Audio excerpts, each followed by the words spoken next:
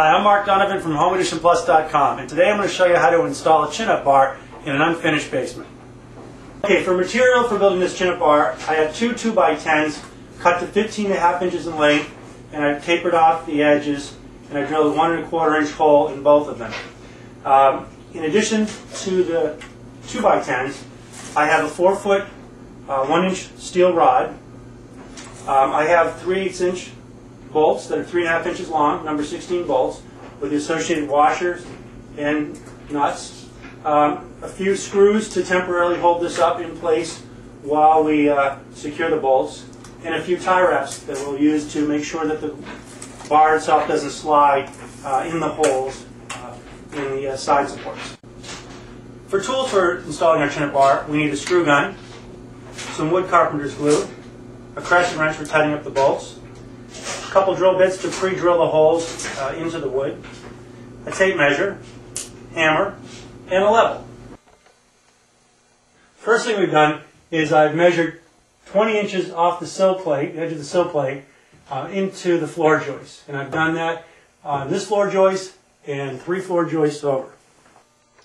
Now what I'm going to do is take one of the side boards and apply a liberal amount of carpenter's glue on the board. This will help ensure that there'll be no movement on the board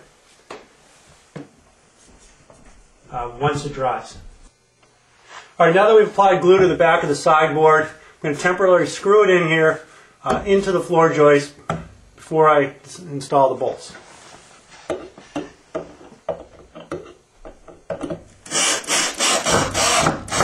Okay, this is temporarily up until we get the bolts installed. We'll do the other side now.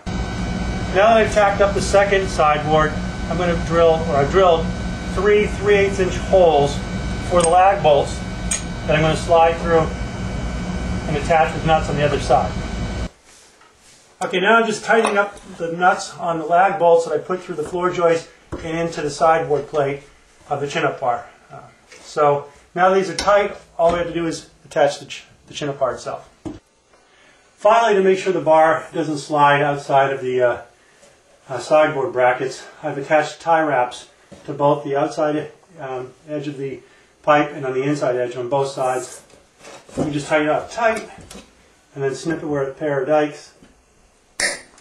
And now this bar isn't going anywhere. So that's it. It took us about 30 minutes to build this chin-up bar using very basic tools and some very basic material.